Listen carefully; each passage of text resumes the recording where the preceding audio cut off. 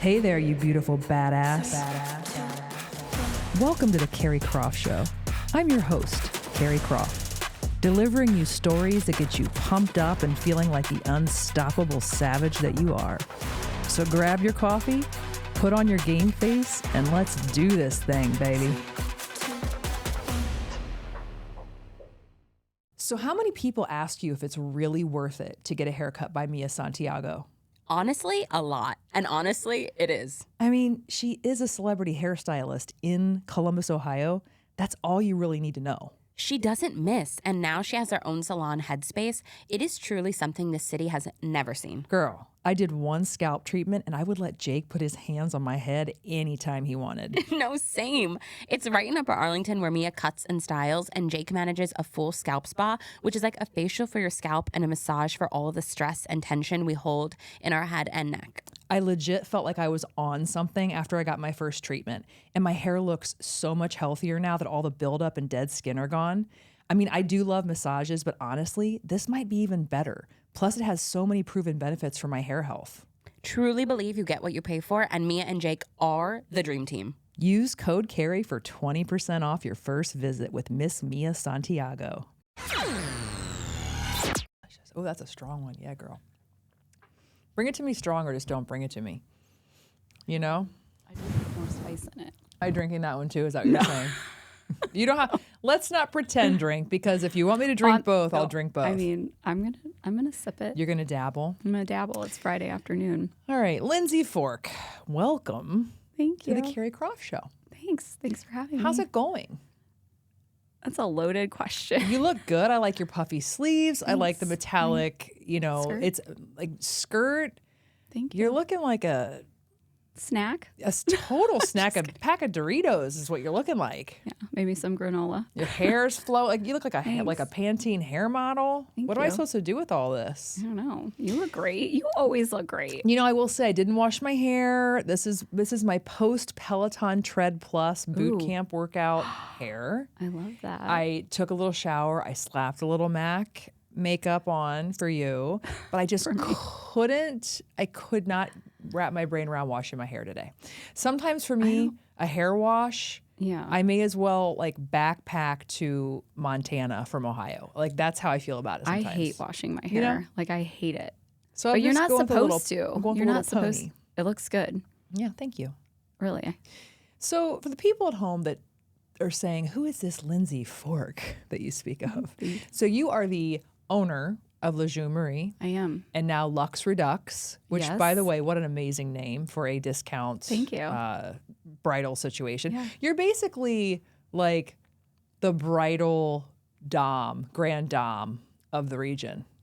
Okay. If I had to say, I mean, you are taking the bridal industry by storm around here. I'm trying. And you have an outlet, that's different, Yeah, right? we do. So yeah, I guess founder and CEO of Luxe Brands, which Yeah. encompasses exactly as you said, Jeune Mariee, Luxe Redux, and now the Ohio Bridal Outlet. And you also have this like try the dress on at home concept, which I find to be fascinating. Thank you. How does that work? Like, so traditionally it's all about everybody coming around and sitting and crying, and it's this big, to do, which is sweet, right? I mean, I did it, but I knew I had my dress already. It was like the first dress and only dress I tried. Good for you. Yeah, I'm like, I just don't, I just not into Say it like a louder lot of, for the people in the back. I'm not into a lot of pomp and circumstance, especially when it involves standing on a Pedestal. with people staring at you. Like that's just not it. But anyway, I would have never thought in a million years that concept would be attractive because it's, Right. everyone does it this way. Yeah. But of course it's attractive. Yeah, I mean, I've said this so many times, like our part of the fashion industry is so antiquated in terms of how people buy and try things on. I mean, it's good and it's bad, like we're not traditional retail that you're seeing go out of brick and mortar and plazas and malls and everything. Like people still want to come into the store and have an experience, and that's what it's all about. The bad side of that is if you are someone like me and you want to be a disruptor, you want to do something different and you want to get into e-com a little bit more, selling bridal online is definitely difficult. And even though it's 2024, brides just really don't shop like that. They pre-shop like that. That's how they research, but they still, for the most part, want to come in with their whole bridal tribe and entourage and try on in store. So Luxe in a Box came to us, years ago, actually, like pre-COVID, probably like just a long time ago. And I just wanted it out there because I knew I wanted every dress to be online so that brides could do exactly what I knew they were doing, researching before they came into the store. And I think it was my dad who even said, like, why can't they just try it on? Why can't you just let them have it and try it on? And I'm like, no, Dad. I'm like, we can't ship that out to people because you don't understand what some of these people will do. They'll like sneak around and probably try to wear it. And then, we either won't get it back. And it's not a $15 t-shirt. It's a $3,000 dress or, all sorts of different crazy stuff. So Luxe in a Box came to be, and we charge a try-on fee for $50, and they get to keep it for a certain amount of time, try it on if they want to have a party, if they want to pop champagne, however they want to set that up in their home, set the boutique experience up in their home, they can. And then hopefully they keep the dress, and they can come back to the website, sign into their account, and check out online. Or maybe it didn't work and they send everything back and perhaps try again. What are the numbers like on the amount of people that keep the dress the first time versus the returns? I think it depends on how communicative they want to be with our staff. So we have an online stylist that will help them through the whole process. The most difficult part is if you're getting on there and you're like, I know what my street size is, right? I know what I wear in pants or in a dress. And you immediately want to translate that into bridal. And you're also the girly that's like, I don't want to talk to anyone. This is why I'm doing this in the first place, is I hate people and I just want to do this in my house. Then you're probably not going to take Kate's advice. You're probably not going to reach out on the chat bot and say, does this size 10 equate to what I think my size 10 is? So a lot of times people check out and they don't have the sizing right, or a lot of times too in bridal, it's like brides are just looking at dresses and they see what the model looks like in it and they're like, I'm going to look like that. That's me. And it's like, no, it doesn't always translate like that on everybody. So that's a long answer of saying like it doesn't always convert, but it's like try and try again. But it's just another avenue to like for accessibility of the dresses. And, we've been doing it, like I said, for so long. COVID made it more popular. So we really had to ramp up our whole supply chain and the way we execute on Luxe in a Box. But even now, like we're going through changes again and we're questioning, like, do we keep Luxe in a Box the way it is? Do we just do direct sale, direct return like a lot of other brands do? So, perhaps by the time this airs, like we're doing something a little bit different, and I'm okay with that. So growing up, though, your mom and dad were always in business, right? And so it was always like there was a business happening and then the family was kind of working around the business. Yeah, I would say that's And so you accurate. always saw people grinding and building something. And so that was instilled within you from a very young age. But I also think maybe genetically you are a driver. Yes. I can't imagine that it was just all environmental. There's DNA and environment, I think, that have made, you're a machine. Thanks. Just from my interactions with you, you just are you're like an iPhone that's been literally charged for like 17 hours and it's like 100%, but it's like ready to pop off the cord. So what was it like watching your parents and being a part of that at such a young age? Probably, I'm the oldest of three, so I have two younger sisters. And so I think I saw more than my younger sisters saw in terms of transitions in my parents' life.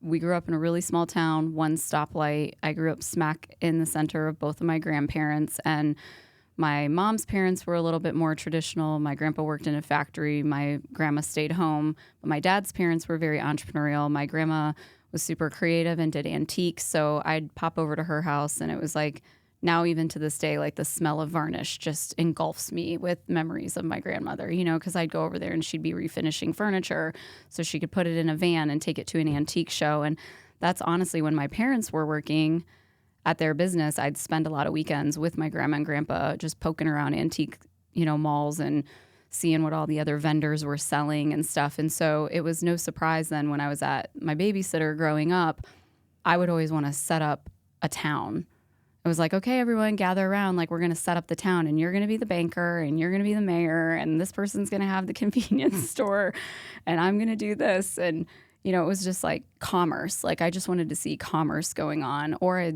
literally the other thing I would do is set up fake weddings. I'm like, you're going to be the groom, and you're going to be the bridesmaid. So it was always pretend, always like play pretend. But with my parents, they didn't go to college. So my dad was working construction, and he'd get laid off a lot in the winter. And when he was laid off, he had a little business at home where he would, he was very mechanical, and he would fix lawnmowers, chainsaws. He was, racing dirt bikes before I came around. And yeah, there was just always go, go, go in our house. Like, we were never the family that was like, oh, it's Saturday or it's Sunday, so we're going to lay around the house all day. And like, this is our relaxed days. That didn't happen, and that doesn't happen in our house. My poor kids are like. But didn't part of you crave that though, growing up, kind of seeing other families or seeing things that weren't as structured? Like, were you like? I don't even know if we were structured. Or like the go, yeah. Or did you not notice it? You're like, this is just the way it is. We're grinders. We go. Yeah, I think I did. I am go, go, go, go, go. But then I always tell, even my employees and stuff, it's like, I'm a work hard, play hard. So I am like, go, go, go and finish the job, because then once we finish the job, we're going to sit back and relax, and we're going to celebrate. And I think where I got to see a lot of celebration and family enjoyment and stuff was my best friend growing up, who, we're still friends to this day, and she lives in California. And I look at her parents, who have now been married well over 50 years, and just going to her house when I was a kid was my escape, because she had 4 kids in her family and an older brother, older sister, younger brother. And there was just so much like joy and love. And not that there wasn't in my family, it was just different, but like, it was relaxed over there, and you could come and go. And like, her siblings always had friends over, and I never once saw her parents fight. I'm sure they did, but I never saw it. And it was just like, we'd watch movies and we'd make tents, and it was just a different atmosphere. But that was like my escape. And we were always concocting staying with each other longer. So if I spent the night Friday night, it'd be about Saturday at 4, and we'd look at each other like, okay, call your mom, ask, just ask if you can stay one more night, just one more night. Been there. Those were the days, right? It was. So as you were growing up through high school into college, you always had a work ethic, but you really didn't have like your purpose. Like, you were kind of like doing different things, trying to figure it out. Yeah. So kind of walk through what you were doing and in your successes and failures to get you to the bridal industry. Yeah. Well, I guess I went to Xavier in Cincinnati for school, and I always had thought that I wanted to be an attorney. Like, I took all those profile tests that we all took, Myers-Briggs. I was an ESFJ. Sad I still know this stuff, but like, I'm really into all of that. And so in all these career profiles would be like, you should either be a lawyer or you should be a business owner or an entrepreneur. But I was like, okay, entrepreneur, whatever. Like, I'm going to be a lawyer, because that sounded really great and successful. And I knew I didn't want to be like a doctor, but went to Xavier, majored in the College of Arts and Sciences, thought I was going to major in history so I could then go to law school. And I think it was like whatever year they really want you to declare your major. I'm sitting there flipping through the course catalog. There was no like online stuff, I'm paper catalog. I'm going through all the majors. I'm like, I got to pick something. Like, what am I going to pick? And so ironically, entrepreneurship was a major that Xavier offered. And so I looked at all the courses that you would have to take to get to that. And I'm like, wow, like creativity and innovation, marketing, like management, like, writing business plans. But the creativity and innovation class intrigued me the most because it was a really unique class. It was every other Monday all day. So every other Monday, all day, you were in class with your group, and you got to work with Procter & Gamble, namely like the 13th floor, where they work on all the new products and like come up with new things. And it's like a think tank. And I'm like, oh, that sounds super cool. We got to work with Late for the Sky Productions, which is a company based in Cincinnati that makes all the Opoly games. So all the sports Opoly games that you see, everything that's not Monopoly by Parker Brothers, like we got to work with that company and come up with our own Opoly game. So just super fun. So graduated college with an entrepreneurship degree, and nobody wants to hire someone with an entrepreneurship degree. Now, I will say, like, I wasn't probably the most motivated person to get a job because I was also working at the bridal shop down in the bridal district in Cincinnati at the time, doing that and really liking it. So I had a part-time job and just wasn't as probably motivated as some of my classmates to like go out and, you know, all my friends that were accounting and finance managers, like they knew they were going to Ernst & Young or they were going to Deloitte or something, and they had this path. I had no path. I just didn't know. And so I dabbled going back to working at my parents' business in the summers, but they like pissed me off because they never gave me like good jobs. Like they keep me in the office doing like deposits and running to the bank or like filing shit. And I'm like, I'm better than this. Like I want more. I could do more. I mean, the coolest thing my dad had me do is like he was starting to ship a lot to South America and I was really good at Spanish. Missed one class to be a Spanish minor at Xavier. And so he's like, read this fax to me. And what should I say back? I'm like, for real? Like, can I do some marketing for you guys? Or I think he just didn't want us really to be in the business, not because he didn't think I could do it, but like, what was a motorcycle dealership? So I grew up like around motorsports. What kind of motorcycles? Everything but Harley. So Yamaha, Kawasaki, Suzuki. Like I grew up on dirt bikes and four-wheelers and all the things. Was it more of a male thing where it's like a male-driven business or something? I mean, it definitely is a more male-driven business. I just think, you know, I don't know. My parents aren't like super. I guess I need to ask my dad, like, what was your reason for never wanting to like teach my sisters and I like a little bit more of the business to someday take it over? But again, they were first gen business owners, and I don't even know, like they just sold their business last summer, so it's been about a year now, and my dad's still consulting for the new owners. Like he can't get away from it. What's your dad's name? Randy. We want to know because truly it is usually the opposite. It's usually you're looking for one of the children who has the twinkle in their eye to carry the ball forward. What's up with that, Randy? I know. We want to know. I could slice a motorcycle. Well, that's sales. the thing too. Like, did he not get that you're like you could sell ice to an Eskimo? Randy, you could have had about 25 more of those stores had your thinking cap on there. My God, you had your ace in the hole right here. It's fun now to talk about the new owners that came in. They're a big group out of the South that own numerous dealerships. So they're just adding my mom and dad's dealership to their portfolio. And it's funny because they're starting to just make subtle changes, like with the hours, like, oh, we don't need to stay open till 8:00. And my dad's like, I don't know why they're doing that. But it's funny. I'm like, Dad, it's not your business anymore. But they let him keep his office there. So he goes in every day. Because you can't quit it. You can't quit it. I know. So what would you say is I'm always intrigued by industries, especially ones that I'm not, super familiar with. So what's the hardest thing about owning a bridal shop or shops? Like I know there's more than one hard thing, but like what would one thing be where you're like, oh man, that's like if you ask somebody who owns a restaurant, it could be like, man, the biggest pain in the ass is always fighting like if we're going to have some kind of bacteria-borne thing in the, there's always like a thing, and like fitness had its own vulnerabilities. What's the bridal kind of Achilles heel? I would say the hardest thing for any bridal shop owner, just not myself, and this will come full circle as to why Luxe Redux exists, is a lot of people get surprised that we as owners and buyers don't have more control over the inventory that we're bringing in.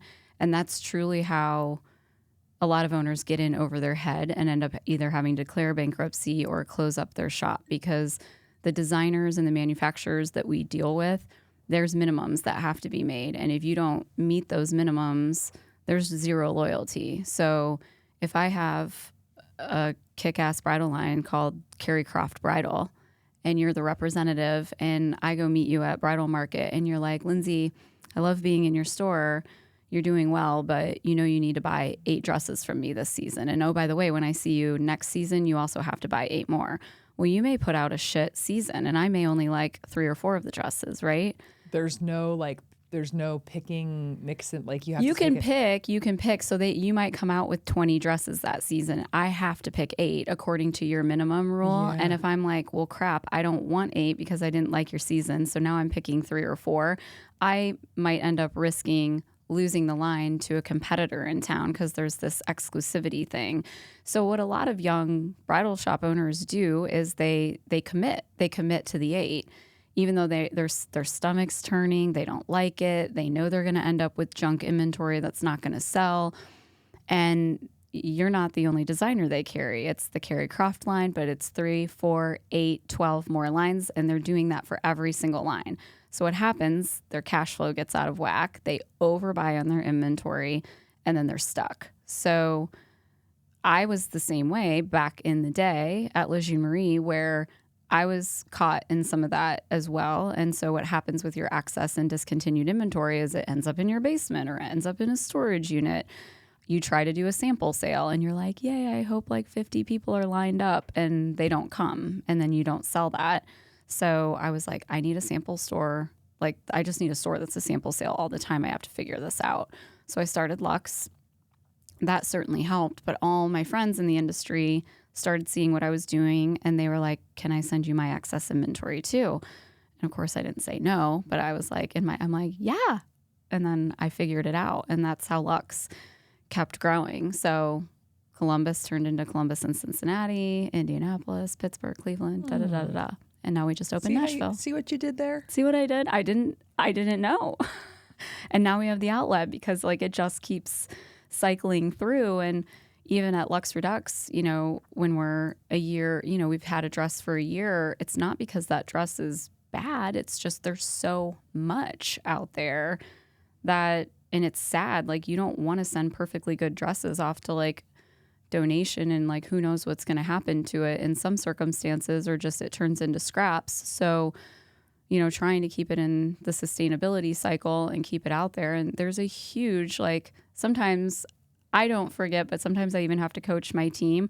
I'm like, we live in la world with like some of the stuff we sell. Like, we're selling dresses that are $5,000, $8,000, $15,000, and that's not normal. Like, the norm spend on a dress in America is $1,000 and under.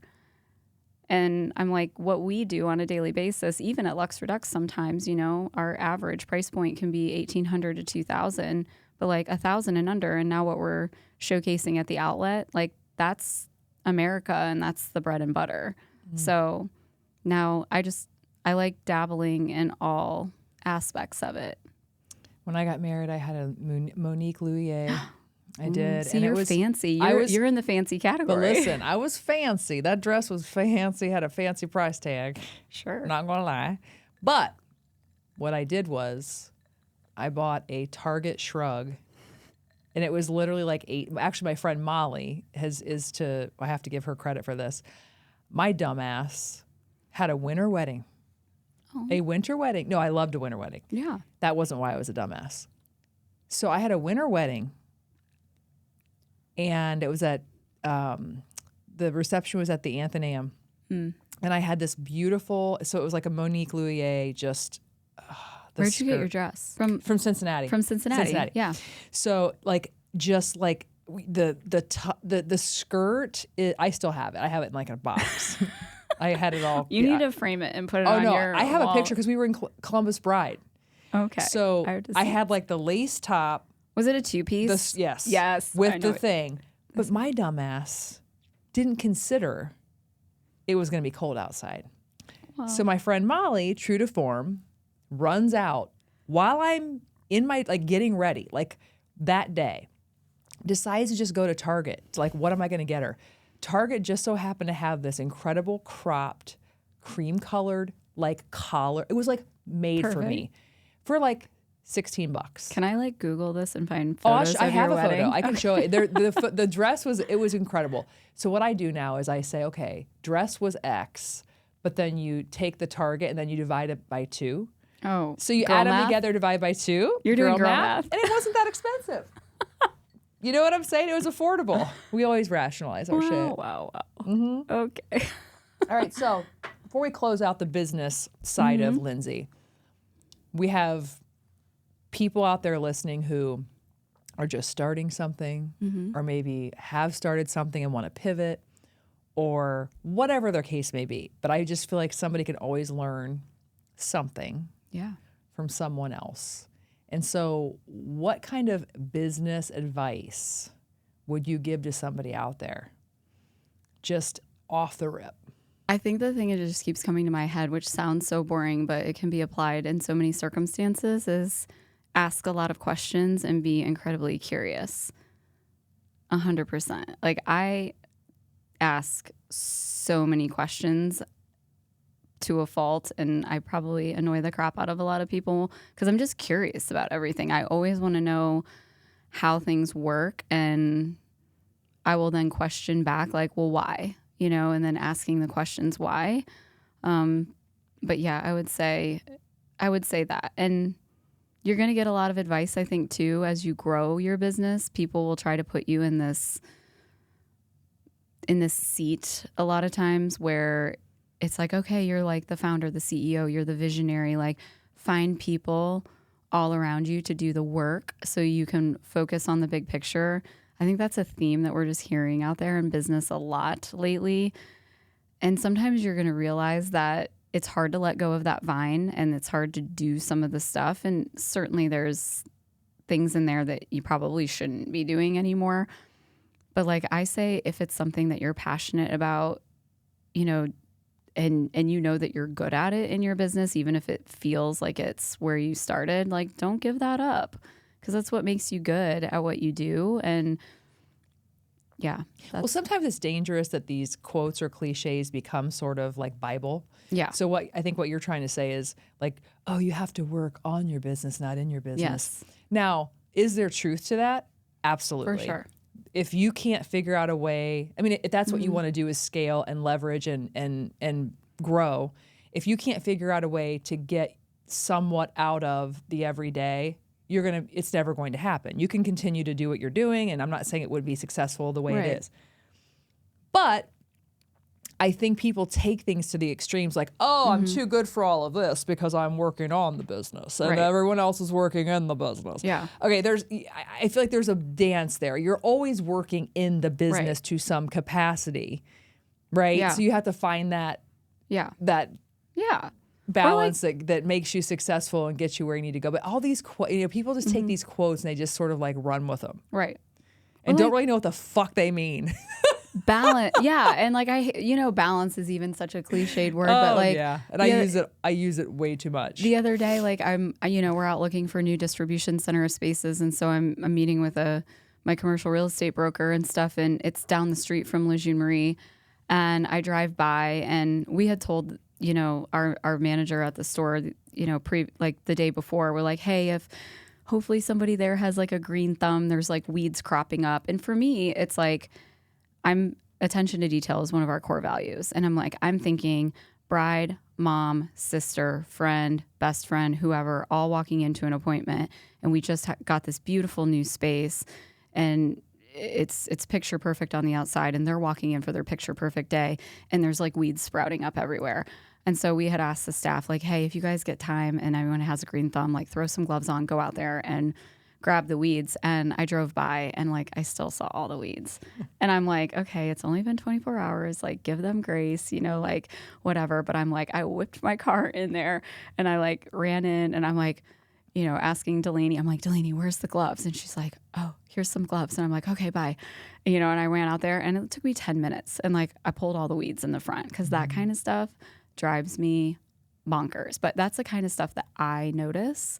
I notice all of that. I'm like, not in my business. The devil's in there. The devil's in the details. So when you, and I say when you sell this puppy, you exit, you make all this cash and you're like, okay, here I am. What am I passionate about? Yeah.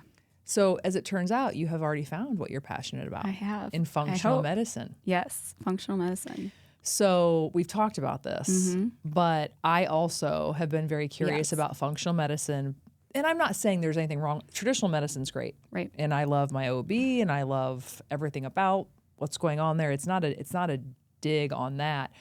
But I do feel like there is more information that we can have in today's world, and there's different things available to you. So why wouldn't we as women? Right. And when you become a certain age, why wouldn't you want to see what you can on the dashboard? Mm-hmm. And so I met with Dr. Donaldson's team. It's Dr. Weston actually runs the functional medicine side of things. And they sent me the Dutch test. So since you and I have been together. Yes. Okay, so they sent me a Dutch test, and they're like, there's this test coming in the mail, and it's called a Dutch test. And I'm like, okay, sweet.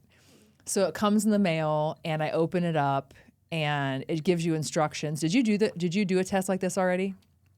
If I did, they didn't tell me the name of it, but I've done the P test. I've gone further than that, Carrie. Well, I've done the other. I've done. Oh, you've done the poop test. I did the poop test. So I wonder if the poop and the pee test is just a different way of seeing the same thing. I'm sure there's so many tests out there. I did major extensive blood work and got testing back from my blood work that I would never have gotten back from my PCP. But then I also did the poop test, which is probably one of the grossest things you can ever do. But I'm all about the results from it. So when the end justifies the means. Pooping there. in our French fry box is not fun. Well, you know what? There's. But it tells you a lot. I can think of more fun things, but you got to do what you got to do. So I don't know about the Dutch. The Dutch test had these little pieces of paper that you could pee on. Okay. And they told me the instructions were ABC 1, 2, 3, very simple. And so I did what it said. I complied. I peed when I was supposed to pee. I did what I was supposed to do, and then I packed it all up, or let it dry, packed it all up, and then sent it off to Dutchland, wherever that is. So currently, is it Deutschland? Are we talking about Dutch Germany? or Deutsch? I don't know where the hell. Going? I don't know where it's at. It's some lab somewhere. So it takes about 4 weeks to get your results back, and then it's definitely in Germany. Well, maybe, you never know. Who the hell? And so I'm going to meet with Dr. Weston, and then she'll go over my results. And I'm really excited. I'm excited to know levels. What's happening? Is my estrogen on par? Is my what's happening inside of me? But I think that's a great value add, and it's interesting that these plastic surgery centers are doing it. And so I asked the question. I was like, "That's interesting that you are an aesthetics place. What gives here?" And the answer actually was very smart. They said, a lot of women come in and they want to look better and feel better, but really it's cutting you or changing something on the outside isn't going to solve some of your issues. So they're taking a very holistic approach to how they're treating people. And so to have that side of the business kind of come together and be about wellness and aesthetics, I can get down with that. I think it's pretty cool. So I'm excited to see yeah, what's I'm happening excited for you. Yeah. So what are you going to do with if in a perfect world when you are a mogul in the bridal sphere? What are you going to do with the functional medicine? Well, so I see a functional medicine doc at CAPS. I see Dr. Hall, and I love her, and we have such a great relationship. And exactly what you said your experience has been at your office, it almost got me just in tears thinking, sometimes I just have been in loving this space for so long, and I listen to podcasts and I read books and I do a bunch of research on my own in my spare time. And I see all these other entrepreneurs around me a lot of times in the groups that I'm in where they've gotten their business on such an autopilot that they're able to go out and explore their hobbies and their passions. And I just kept asking myself for several years, when is it going to be my turn to be able to do that? And so the last time that I had been at Dr. Hall last fall in 23, I remember just looking at her and I'm like, I love everything that we go over and learning about myself and other people so much. And I'm like, this goes back to my journey of the big message that came up is I want to help people. I want to help people. And I'm like, I want to do something in this space. How can I do this and she knows my schedule. She knows what I do. And I'm like, I can't go back to school and become a nurse. I don't have time to do this part. I don't have time to do this part, but I want to be in this space. What can I do? And she's like, well, you could be a functional medicine coach. And I was like, okay. I was like, tell me more about that. So long story short, I researched it and I'm going to FMCA, which is the Functional Medicine Coaching Academy that's certified through IFM, Institute for Functional Medicine. I think if you signed up before the end of the year, you got like 25% off your, package or whatever. But I started in March of this year, and I graduate next February in 2025, and I will be a certified functional medicine coach. Good for you. Through FMCA. So yeah, I'm in my 5th month or 5th module right now. So we're doing PSAs and coaching, and I mean, it's cool. I have women. I'm in a group which is a cohort that's all women, just happens to be, but there's women in my cohort from the UK, from Colombia, Mexico, California, Connecticut. Like, it's just cool. Like, so we're all in there for the same reasons, and everybody has different backgrounds. Like, there's a massage therapist in my class, there's a 4th grade teacher, there's me, there's physical therapists. So we're all coming from different backgrounds. And I guess, to answer your question, what do I want to do with it in the future? It's just been a joy, and I'm blessed to have had the opportunity to like pay for this course and just be able to learn, even if I never did anything with it. But towards the end of this year, I'm I can start taking clients. So I would just like to have like 1 or 2 people that I worked with and coached on whatever it is that they want. I think people try to find their niche in coaching for functional medicine coaching. Like, my instructor coaches people on weight loss. I've started thinking like, who would I want to coach? And I really think I would enjoy coaching like other C-suite executives or entrepreneurs, because I know what that's like to have a wild schedule and sometimes feel, whether real or not, very ADHD, and like, okay, how do I get back on track? How do I get organized? Maybe it has to do with like eating stuff or all sorts of things. And I think the other thing that, people will have to realize is like, you go to your doctor to get a protocol or to get some sort of prescription, right? And when I say protocol, like, you might go to your doctor because you have, some thyroid problem, and they put you on a specific diet and tell you to eat certain things. And then they might suggest that client then comes to me for me to help coach them, hold them accountable, keep them on track. But I can't sit there as like a physician and give them some other kind of, dietary restrictions or protocol. Like, I'd have to refer them back to their PCP or whoever, their specialist. But yeah, I'm just kind of there as like I'm like a glorified cheerleader in a way, which I was a cheerleader, so that fits. That works. Well, I just think if you have access to this and it exists, why not try it for yourself? Mm-hmm. If you're lethargic or you're gaining weight and can't lose it, or your moods are wacky. Right.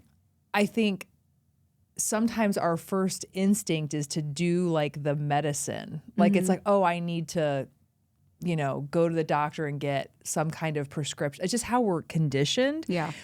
And I think building the muscle of like, okay, wait a minute.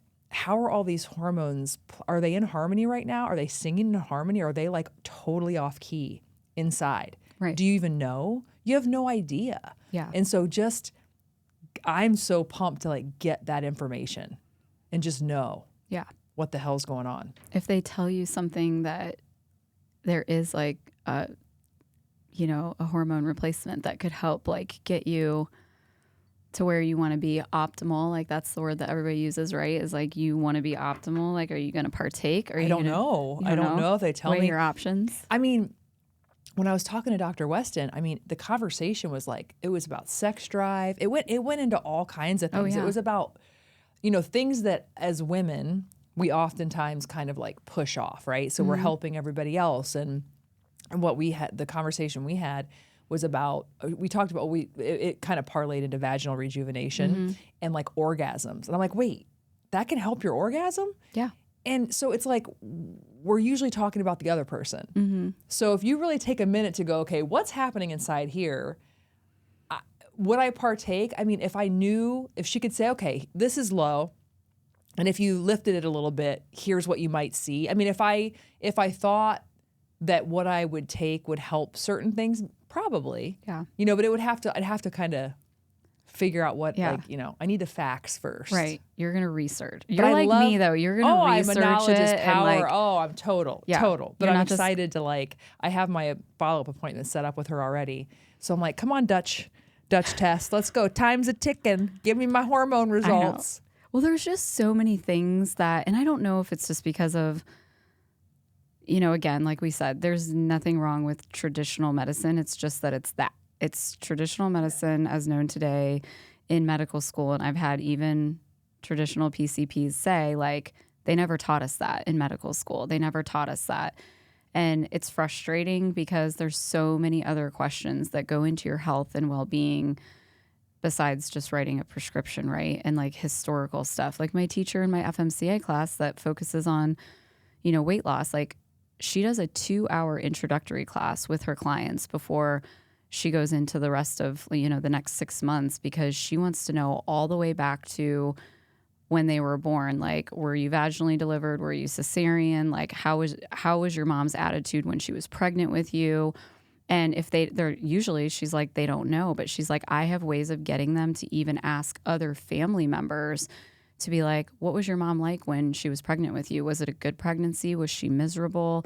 Like things that are very like epigenetic that people don't even think about. And I know we're like getting real wild with all this stuff, but like that is so important. And I'm sure there's some people that are rolling their eyes as like, that's not medicine, but it is.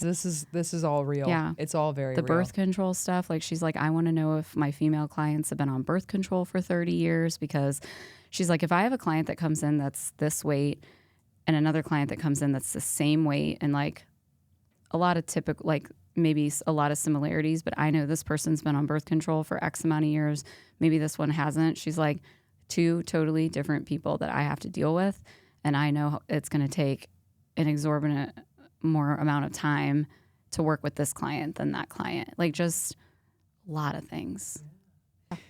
This is a lovely time, or the perfect time, to parlay into your psychedelic journey. Because on the surface, you would not strike me as someone, this is why I love peeling back layers, because you are very buttoned up and type A feeling and all this like, someone could look at you and just think, oh my God, like her table is always set. She's fucking doing it all. And it drives me crazy, but it's because I'm half jealous. Like you can get that vibe because you're doing so much. And I love about you that like, there's so much more. And the fact that you have had the balls to do a psychedelic journey, because I'm so intrigued. I love talking to people about it. It's like I'm looking over this ledge. I'm like, this looks interesting, but you've done it.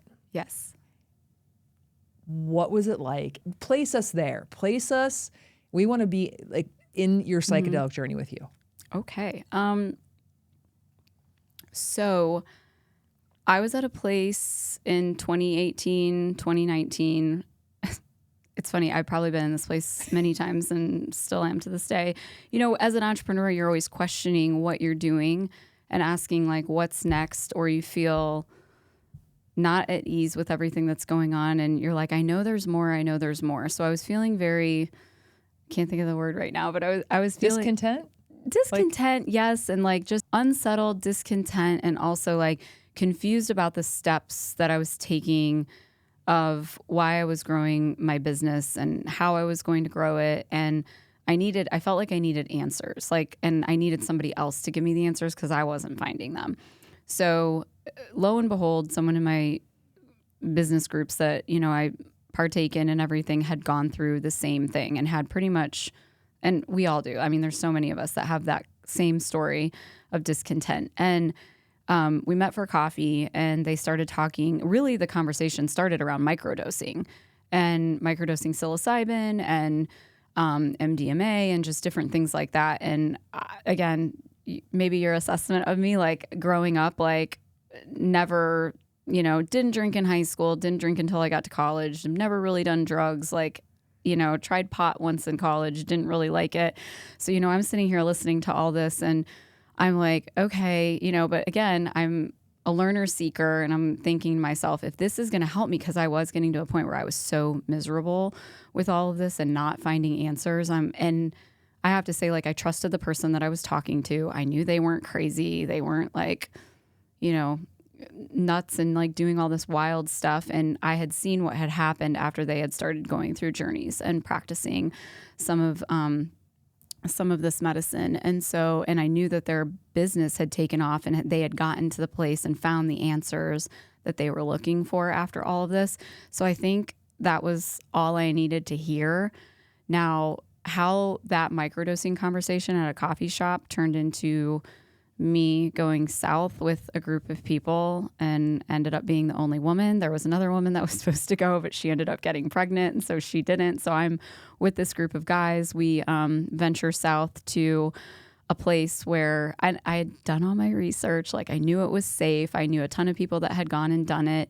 I started listening to every Tim Ferriss podcast I could on journeys and microdosing. And I have like a list of like the 5 podcasts you should listen to, you know, if you're thinking about doing this. Because then I became a believer, and I'm like, other people were asking me about it. I'm like, I'm not even going to tell you about this until you do your research, you know, because I wanted to be a responsible evangelist about this. You know, I'm like, I'm not just going to be like, go do this and whatever. So went down there, filled out a whole medical form. So again, like on the up and up, and everything, all the good stuff that you'll hear about doing journeys is all about set and setting.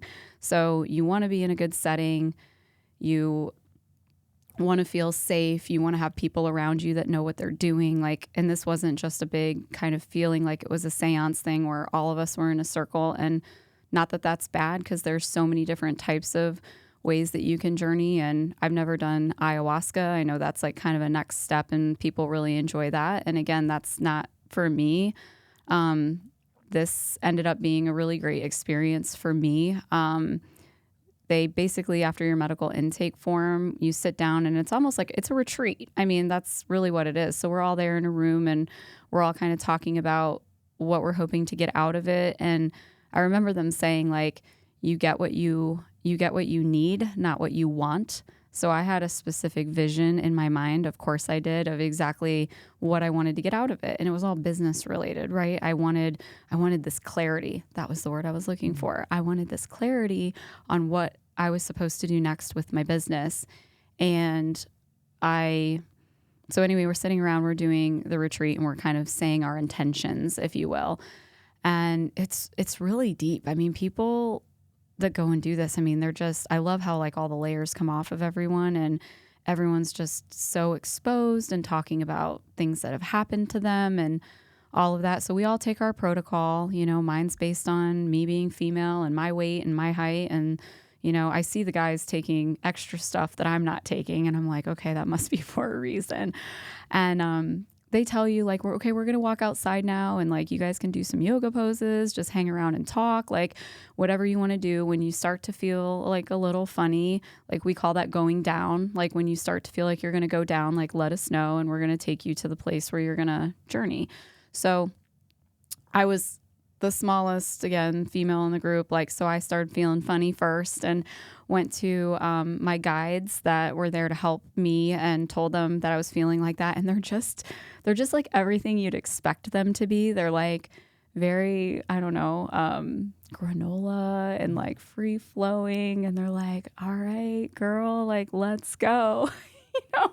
Were you scared at all when you started first feeling that way, or were you just already had released yourself into the experience? I think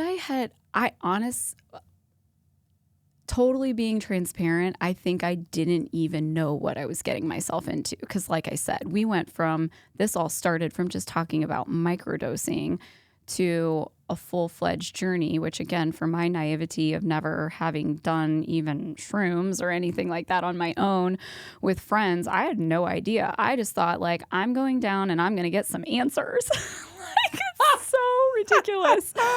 And so, great. But some of the people that I had been with had done this before with the same group, you know, and they were just calm and excited and happy to be there. And I knew them, right? Like I pretty much knew everybody in my group through other instances. So again, it was just that trusting environment, and I felt safe, and I got to meet with the, you know, guru who ran the whole thing, and then the guides and everything. And it felt right. And I'm really good at like, my feeling, like being able to scope things out and my gut reaction. So like, I didn't have anything that I felt was like weird about the situation. And of course, because I was the only female, they gave me the best room. So that was really nice as well, and a very comfortable spot.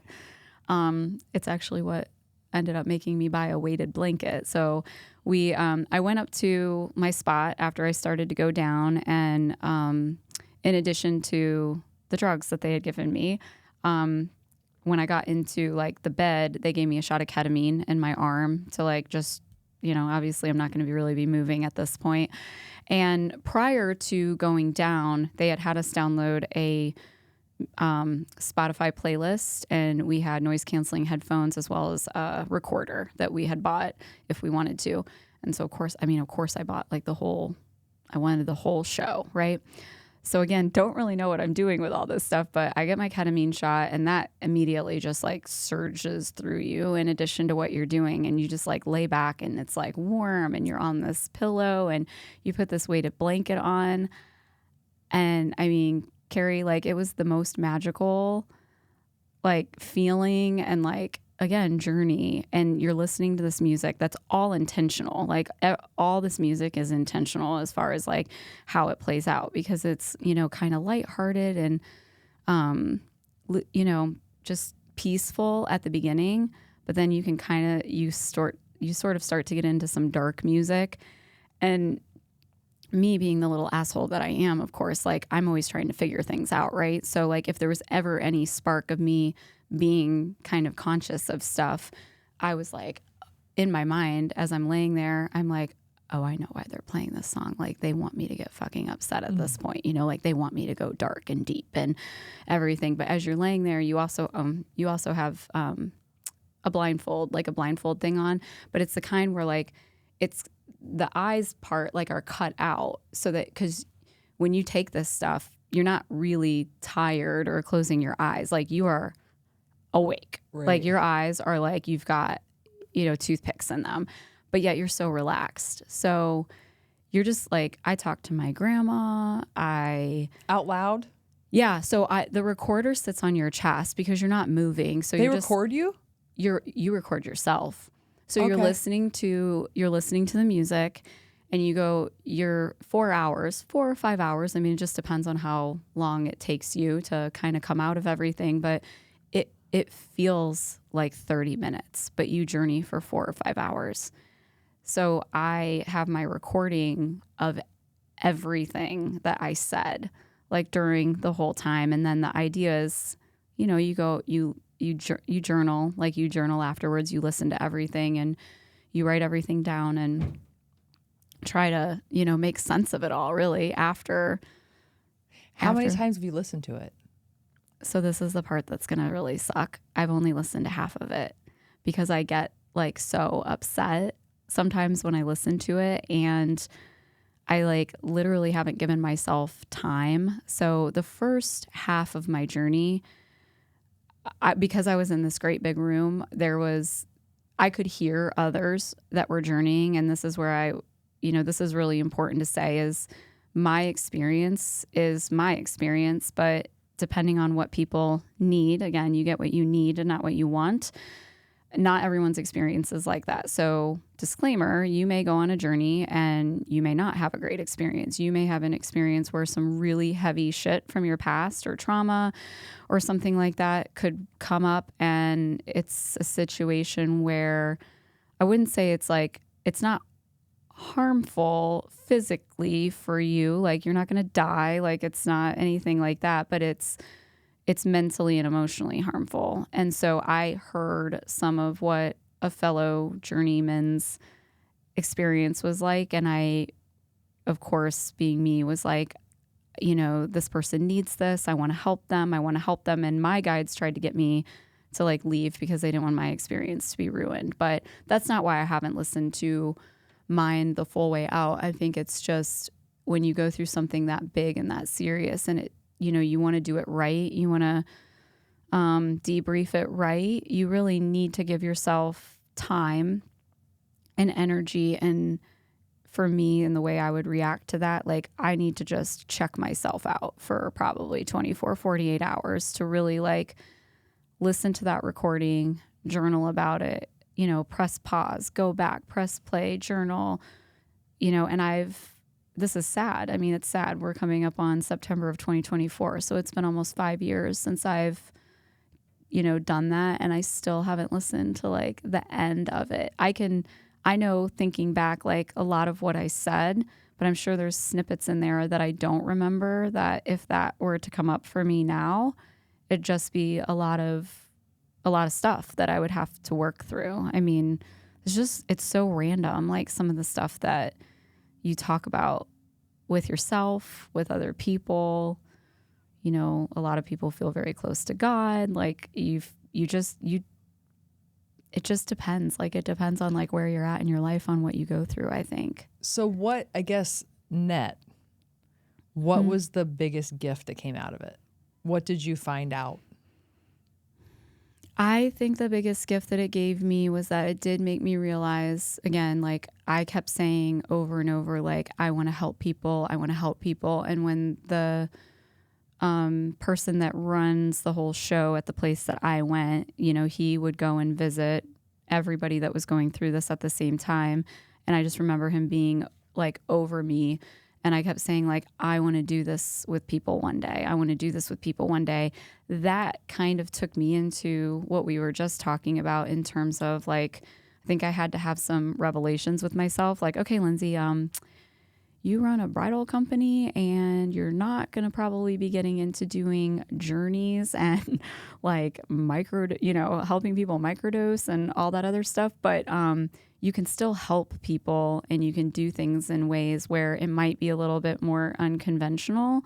And I think continuing to research how psychedelics can help in obviously very regulated ways. Like I love everything that our government and different nonprofit groups and, just different groups that are out there that are really pushing psychedelic medicine to help with trauma and veterans and all of that. I mean, I think for me, next steps for me, like in the future, in the next year or two, is like getting involved with nonprofits around that kind of stuff, because I'm just super passionate about what ketamine can do, what psilocybin can do, again, in safe and controlled environments, not for party reasons. But yeah. I'm just really passionate about stuff like that. I mean, any podcasts I can listen to, any books I can read, like, How did what's your husband's name? Kurt. Huh, Kurt. Hi, Kurt. Old Air Force pilot. Is that what Kurt? Yes. You little sexy Top Gun beast, you. How did Kurt handle you being like, hey, by the way, had this conversation at the coffee shop. Yeah. Now I'm headed off to a journey.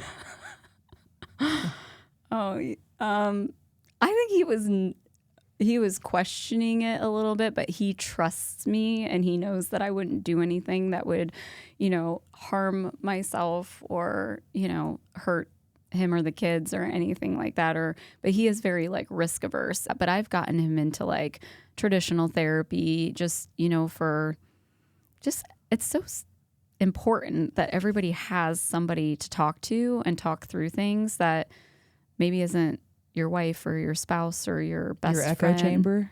Yeah. That's what I call it. Yeah, your own head. Yeah. I mean, it's just so important. So, but when you just said, like, he's seen how much it's changed you, Mm-hmm.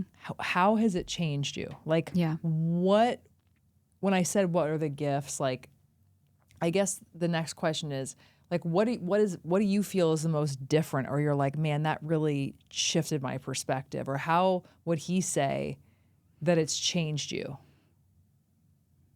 I think it takes the edge off a little bit in knowing like when things get too, I don't want to say mundane or traditional, but when you're going through life day after day, week after week, and you're doing all the things that you're supposed to do, like you get up, you eat breakfast, you go to work, you do a good job, and things just start to, the things that you think are important aren't really the things that are important. It makes you check yourself. It makes you step back. And like, for instance, when I said I was like talking to my grandma, the one that did the antiques and everything, like she used to say that I was her gypsy child. And so sorry to my Romanian friends. Like, I don't mean that in a derogatory sense, but it was more because I was like always, flitting around and didn't know what I wanted to do and, exploring this and that. But like, I think it did like bring back out like who I really am like deep down in that I'm not necessarily this like buttoned up person with my hair coiffed or a cute outfit on. Like, you know, I'm going to walk barefoot in my yard and I do grounding in the morning, and I'm kind of a little bit of a, you know, weirdo, like yogi sometimes. It's like but I like balancing both of that. Like, I don't want to be just that person and I don't want to be just this person. And I kind of love when people tell me, oh, I thought you were like this. I love that, because I'm like, you don't really know me. No, like, for sure. Like everybody has their social or their peripheral veneer. Mm-hmm.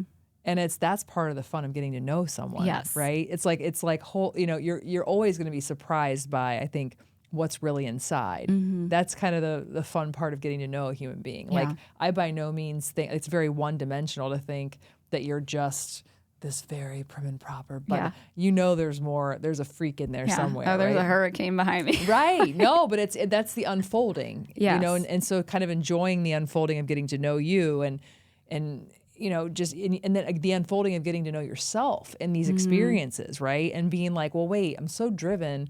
I'm so focused on this question of like, what is going to happen with this business? Where do the clarity on taking this business somewhere? It's like, well, the business is one part. Yeah. There's so much more there. And for something like that to kind of ground you and give you the clarity of like, hold on, let's look at your life as a whole, as opposed to this overachieving snapshot of like, what's next for the business. Right. And we do that as entrepreneurs for sure. Like, it's like you beat yourself up. How do I grow? Yeah. When do we grow? What's it going to look like? And then next thing you know, people are over here like, knock, knock. There's a whole life over here. And you're just so focused on this. Mm-hmm. Maybe I should do a journey too. You should. We should go I know, together. this is making me want to do it again, because I'm like, it's been too long. Well, that's the thing too. It's like I have to redirect myself sometimes, because I'm, like I said before, like a cheerleader. Like, when I get into things that I really love, like I become OCD, like I'm obsessed, right? And I just want to share that with people. And so that's also something that I constantly battle with myself. I'm like, okay, Lindsay, like, you think this is cool and like you got a lot out of it, but like people are going to think you're crazy. Cause I was like, right after that, I mean, I was a little obsessive with like the podcasts and the books and like talking to people about it. And I got disappointed and sometimes even like mad when I would talk to some of my friends about it, because I'm so excited about sharing what I went through. And then I'm telling them about it and like they just don't get it, you know, like they're not into it, they don't get it, and they're like, are you okay? Like, right. You know, but it's not that's what happens when you deal with people. But it makes you quiet yourself a little bit then too, and you're like, well, maybe these aren't my people to talk about this. Like, that's what I love about life though too, is like you can have these different pods of friends that you have interests with, like with different things, you know, and like maybe my journey friends are not the same people that I would hang out with that are maybe like my business friends or my like bridal friends. But that's makes me always too, like, you know, when they say like, who would you have over for a dinner party? Like, my dream is to have a dinner party with the most eclectic group of people where it's like my friend from this group and this group. And I just want to experiment and sit back and be like, how are they all getting along and what are they talking about? Hey, variety, it is the spice of life. Well, let's do a little homage to your little love bug. My love bug. So how does he balance you out? He's just a good person. He's that guy that everybody loves. And you can tell right away when you meet him that there's not like a bad bone in his body. So I don't know. Not to say that I think come off to people more abrasive at times, whereas like Kurt's really like soft demeanor and not so in your face. I don't know. You know, if you're a strong woman, you're always going to come off a certain way to somebody. Yeah. Isn't that funny? I'm learning to be okay with that. I would much rather be okay than dumb myself down or dilute myself in any way. So what are your options? Right. So let him be the lovable, huggable type of guy. Yeah. And you be you. Yeah. Anything else, any other words of wisdom, drops of knowledge that you want to make sure you get into the airwaves before we close out? You want to give your jalapeno pineapple recipe? Yeah. Because I kind of want to know what it is. I can't remember. You told me before. It's super easy. The the biggest thing is how you're making it spicy. So I always make it for Kurt and I. So 2 in a shaker. So it's 2 shots of tequila, 1 shot of Cointreau, and then we buy those mini pineapple cans. So it's a full can of the mini pineapple, which is equivalent to 4 shots, ice, and then it's the fire tincture bitters, which most bars don't have, even nice bars. A lot of times they don't have it. So they sit there and do wild things to make it spicy. Like they're like, oh, we have jalapeno infused tequila. It's never good because it's their shit tequila that they infuse jalapenos in, and it's not good. Or they try to muddle the jalapenos, and then those are going up your nose, down your throat. Not good. So it's the fire tincture bitters that you need to like sprinkle in there and shake it up, get it a little frothy, put in your cup. And there's 2. That recipe was for 2. You are a treat. Thank you. This has been a lot of fun. This is not goodbye. This is see you soon, right? There you go. All right. And with that, if you're still out there following your girl, follow me on YouTube, Spotify, Apple, or wherever you get your podcasts. And until next time, if you know anyone who's getting married, just go to Jeune Mariee and Lindsay will take care of you. Yes. And keep moving, baby.